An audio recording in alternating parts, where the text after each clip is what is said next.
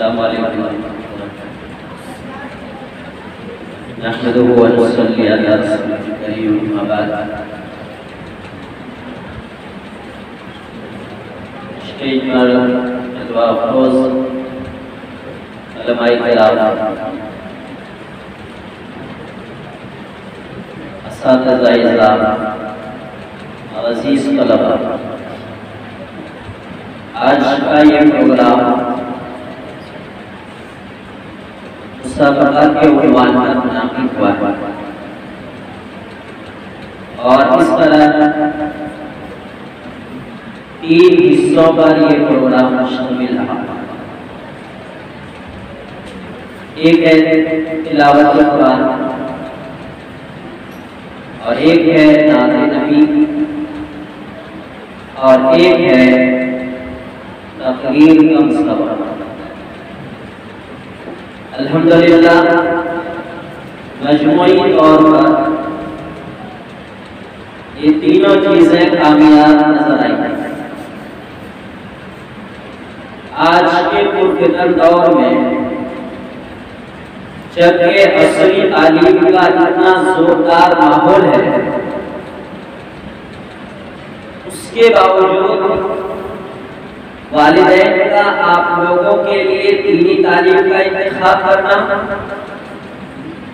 اور آپ لوگوں کا یہ مزاج بنا کر کہ ہمیں خالص دینی تعلیم حاصل کرنا ہے، اس کے لیے اپنے آپ کو اپنا گھر بار چھوڑ کر ایک ادارے میں لا کر کے منسلک کر دینا بہت ہی قابل مبارکباد ہے اور یہ بہت ہی محترم شان کام ہے۔ آج ملکی سطح پر کچھ روشن خیال لوگ یہ کہتے ہیں کہ مدارس میں پڑھنے والے بچوں کو اس طرح جاگے نہ رکھا جائے، ان کو عصری تعلیم اور دنیاوی اعتبار سے بھی ان کو تعلیم دیا جائے تاکہ یہ دنیا میں ہوشیار ہو، دنیا کو سمجھ سکے اور محتاج بھی نہ ہو۔ اور بڑی فکر کرتے ہیں، حالانکہ بچوں مدرسے میں پڑھنے والے فیصد کے اعتبار سے کتنے بچے ہیں؟ کوئی کہتے ہیں 2%، کوئی کہتے ہیں 3%۔ امت میں یہ 3% بچے مدرسے میں آئیں گے خالص دینی تعلیم حاصل کرنے کے لیے، تو اب روشن خیال لوگ کہتے ہیں ان کو ساتھ میں ڈاکٹر بھی بننا چاہیے، ان کو ساتھ میں انجینئر بھی بننا چاہیے، ان کو پائلٹ بھی بننا چاہیے، ان کو ٹرین کا ڈرائیور بھی بننا چاہیے، دنیاوی اعتبار سے بھی ان کے پاس عہدے ہونے چاہیے۔ آپ اس کا عکس اور الٹا کیوں نہیں بولتے ہیں کہ 97% بچے جو اسکول میں ہیں وہ سب حافظ قرآن ہونا چاہیے؟ گناہ ہے حافظ قرآن ہونا؟ حافظ قرآن ہو جانے سے گھر کی روزی کم ہو جائے گی؟ حافظ قرآن بننے سے ڈاکٹر کی آمدنی میں کم ہو جائے گی؟ حافظ قرآن بن جانے سے گاڑی چلانے، ٹرین چلانے، پلین چلانے میں گڑبڑ کرے گا؟ کیا نقصان ہے؟ ان 97% بچوں کو حافظ قرآن کیوں نہیں ہونا چاہیے؟ ان کو بنیادی تعلیم مضبوط طریقے سے حاصل کرنے کا نظام اسکول میں کیوں نہیں ہونا چاہیے؟ اب یہ جو 3% بچے ہیں، ہم کہتے ہیں ان کو کچھ نہیں بننا چاہیے۔ غلط بات ہے کہ زمانے کے حالات کے پیش نظر جامعہ الابرار میں یہاں کے محتمم حضرت مولانا شمیم اختر ندوی صاحب اور انتظامیہ نے عصری تعلیم کا انتظام کیا، مگر اکابرین کا مزاج یہ رہا ہے کہ یہ 3% بچوں کو دین کا پاسبان بننے دو۔ اگر یہ نہیں بنیں گے 3%، تو مسجد کے ممبر و محراب خالی نظر آئیں گے۔ اگر یہ بچے عالم اور حافظ کے ساتھ ڈاکٹر بنیں گے تو یہ امامت کرے گا یا ڈسپنسری میں بیٹھے گا؟ اگر یہ انجینئر بنے گا تو اپنی آفس کھول کر 80,000 روپے مہینہ نہیں کمائے گا؟ یہ کیوں مدرسہ پڑھائے گا؟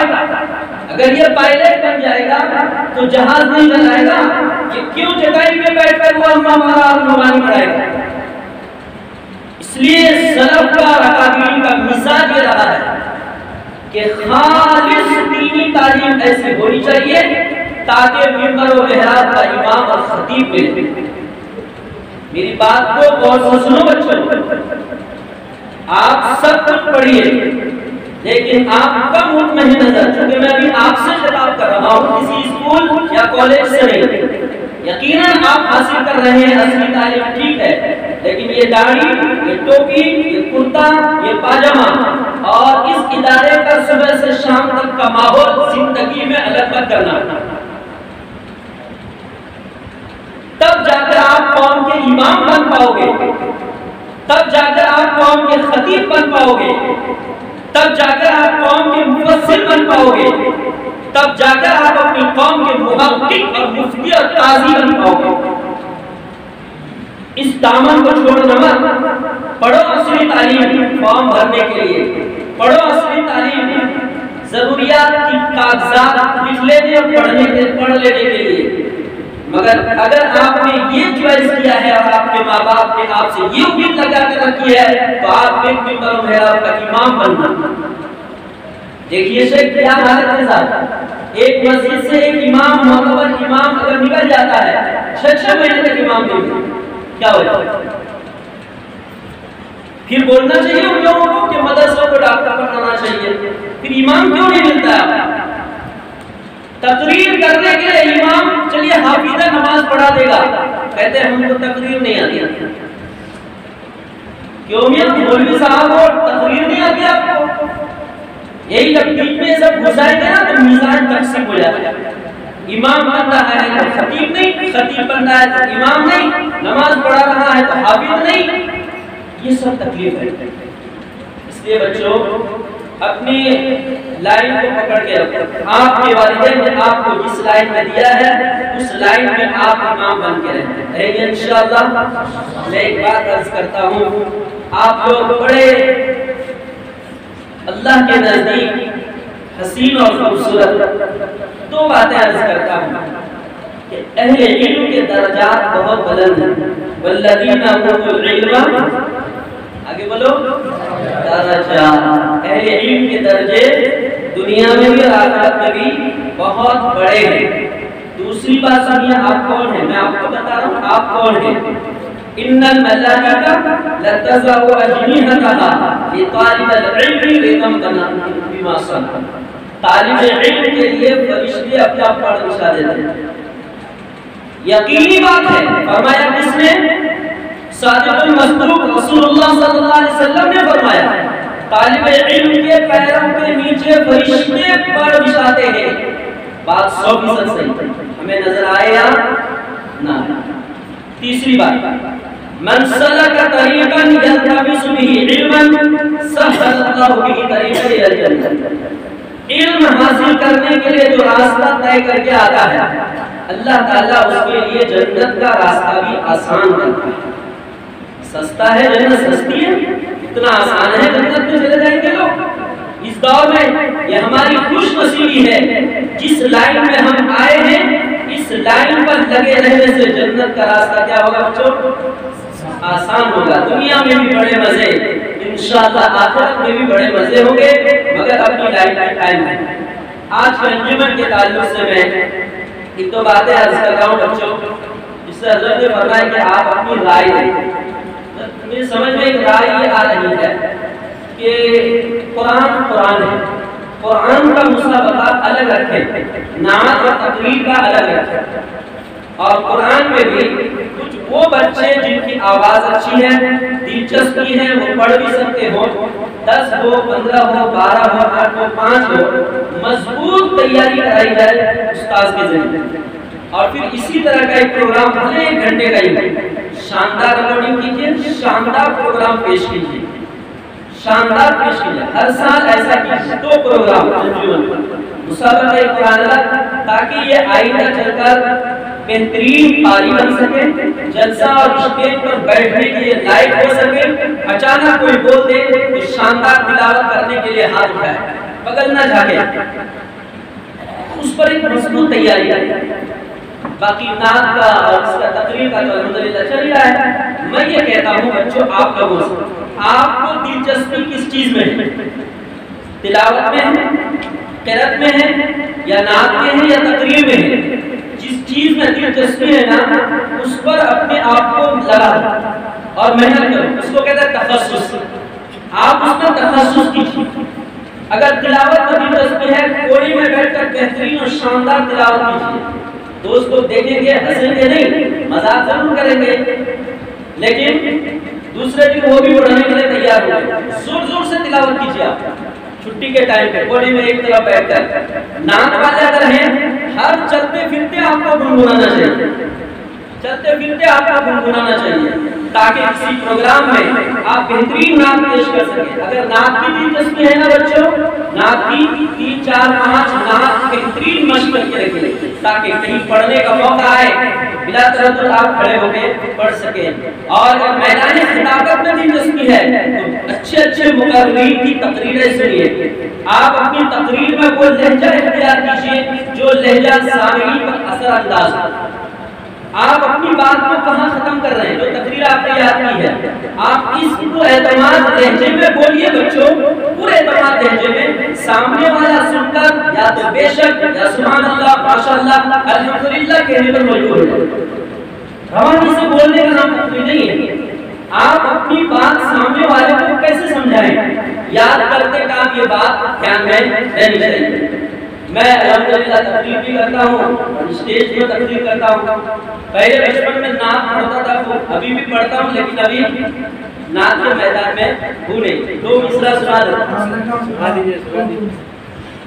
شہر محبت جہاں مصطفیٰ ہے، وہی گھر بنانے کو دل چاہتا ہے۔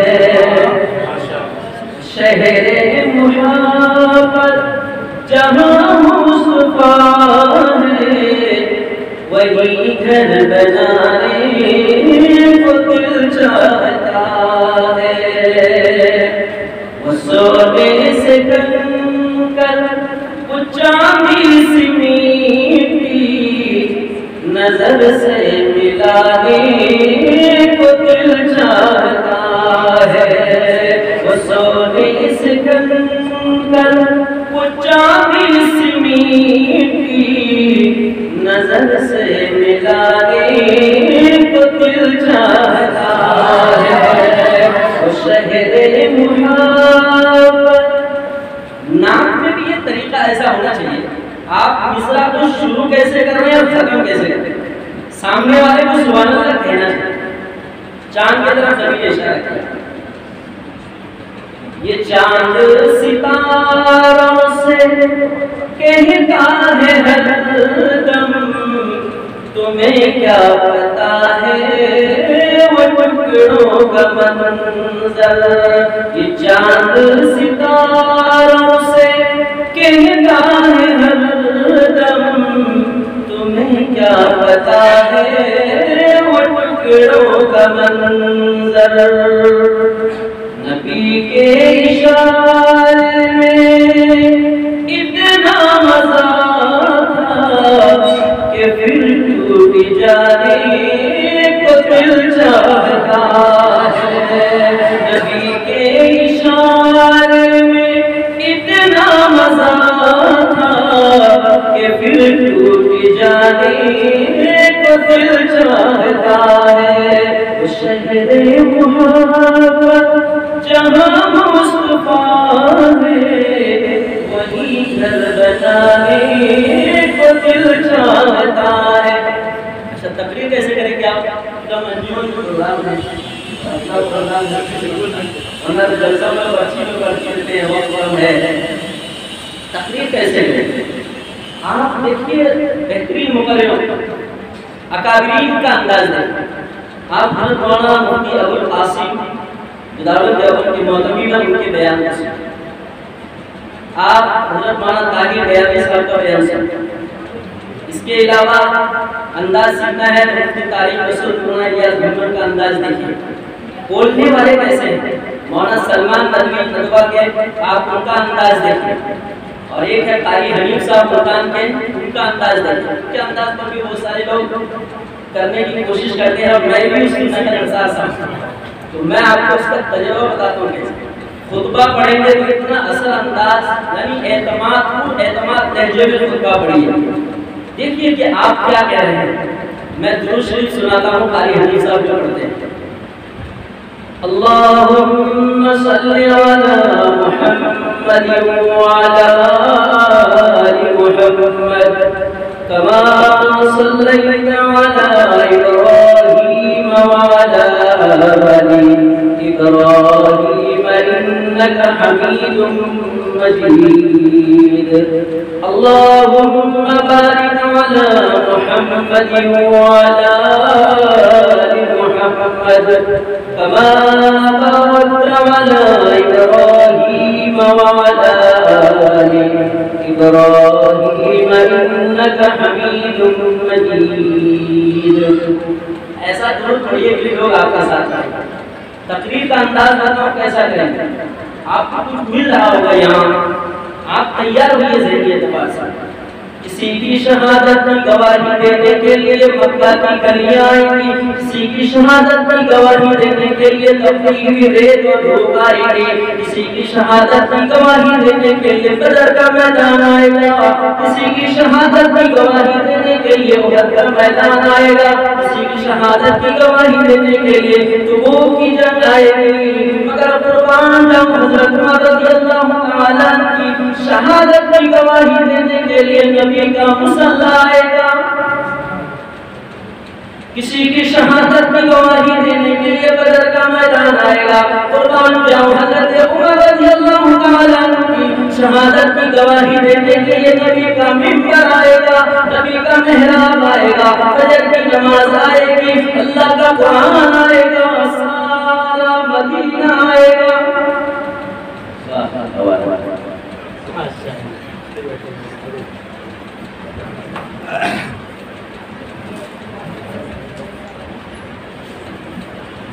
ہمارے